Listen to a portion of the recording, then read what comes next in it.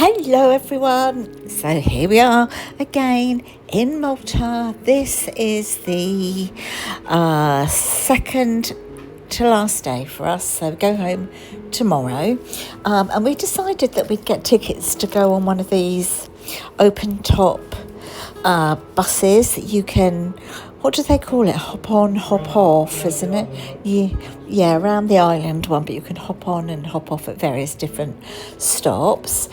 So here we are with the old earplugs in, listening to the commentary, that they do, telling you a little bit about the island and where we are at the moment. I'm not going to remember all the places that we went to. I can tell you that right now. But what I will always remember is just how mad they are at driving. Oh my goodness. The amount of times that I was breathing in, thinking if I breathed in, the bus would go a bit smaller as well. It was just, honestly, nobody gives way in this country. We are very glad that we did it though. So I'm going to try and talk you through a few bits and bobs. As I say, I'm really bad at remembering places and everything. But I will try and put a little map of the island to show you the places that we went to anyway. Well, we didn't physically get off and go to all of these places. But actually, we wish that we had done this at the beginning of the holiday and not at the end, because there were some places that we would have been interested in going back to. But you live and learn, don't you? We couldn't get over the amount of building work that's going on. I mean, there are still some stunningly beautiful places in Malta. But as you will see through this little trip, the amount of high-rise buildings, the amount of new builds going up, it's just absolutely crazy.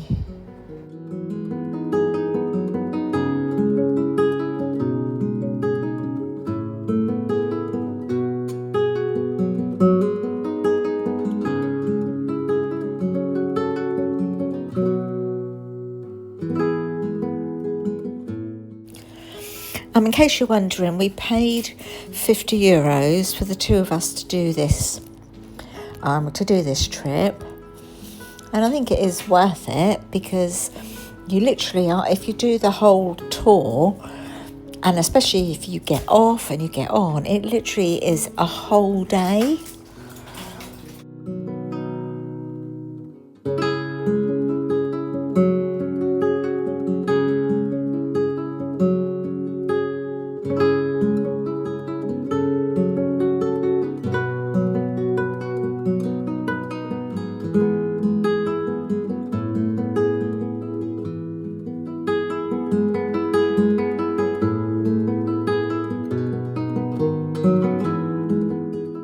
I mean, you can see just here, can't you?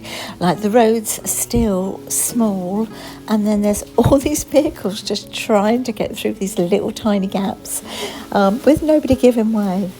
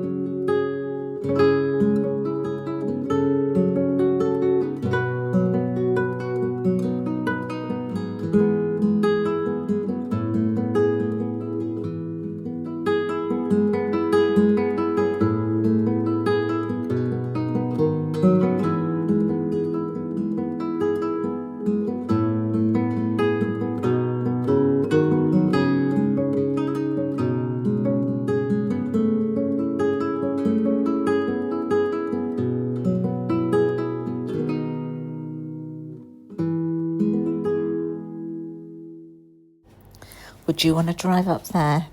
Neither would I. The churches are absolutely stunning.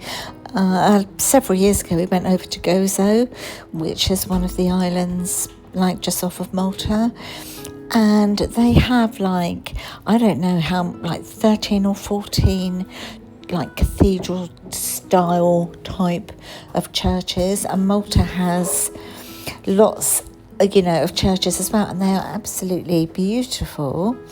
Of course, it is a Catholic country, but very, very fast becoming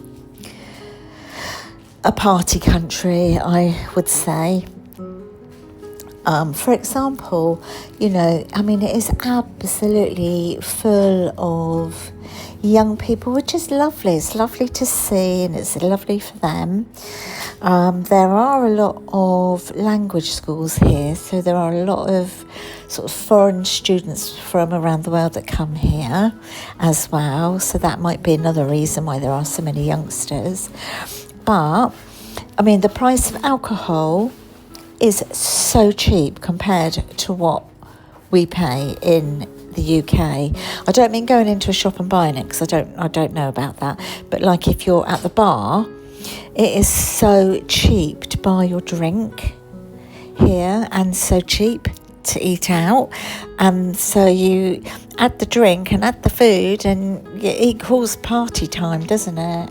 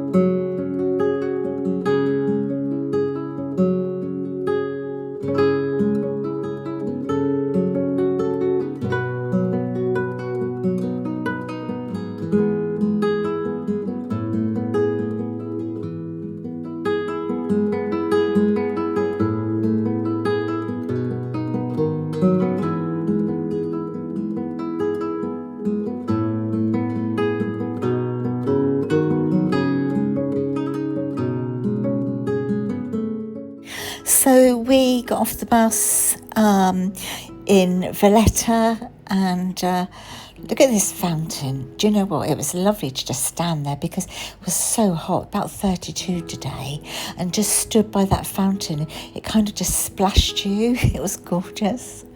And we were mesmerised by the views that we saw here, just with all the shops, and there were so many shops. Honestly, we didn't even really touch the surface because could you imagine doing them steps? No way. They're on both sides as well, as if one side wasn't enough, they're on the other blooming side. But it was stunning. It was so beautiful, but every little corner had another little road sort of at the side with so many different things to see and so many different shops and cafes, and I mean, it was just so cosmopolitan. It was beautiful.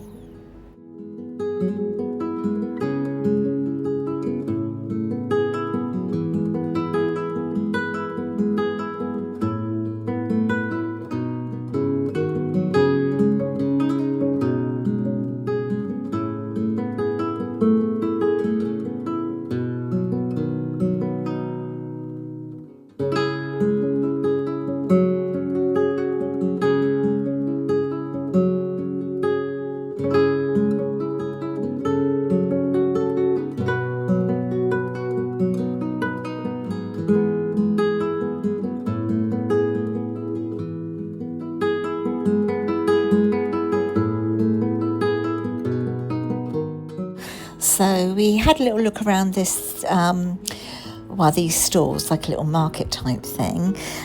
So we had a look both sides of this, and then down the end of this road you'll see that there's a pub that looks very much like sort of like a traditional pub, and the menu looked really nice, but we weren't ready to eat at that point. We did say, oh, let's come back here. But by the time we finished walking, I tell you, there's no way we could have been bothered to walk back there. But yeah, you'll see that in just a moment.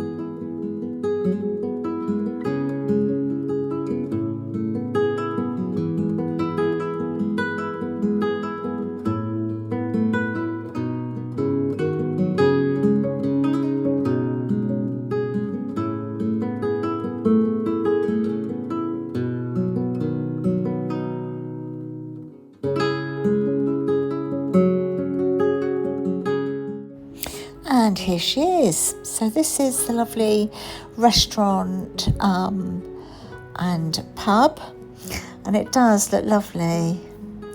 And then when I saw this little road, a little side road, I was like, we need to go down here. Honestly, there were so many of them that it was like a warren, really. Would you be able to find your way back to where you started? I don't know. But every little road that we saw, we were like, oh, we wanted to go there, you know. So much to see. And then, of course, you've got these lovely little cafes down these little sort of side roads.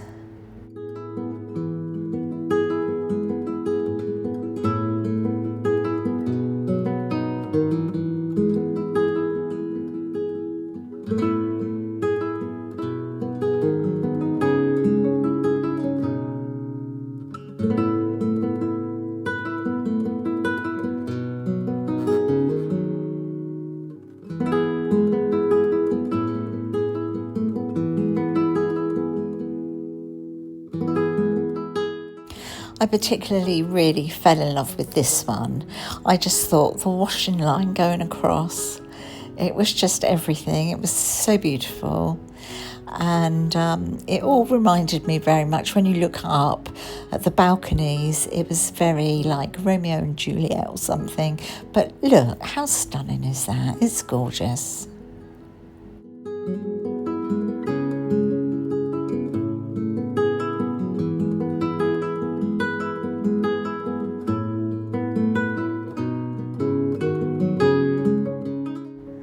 And there he is, there's the husband, there's Chris.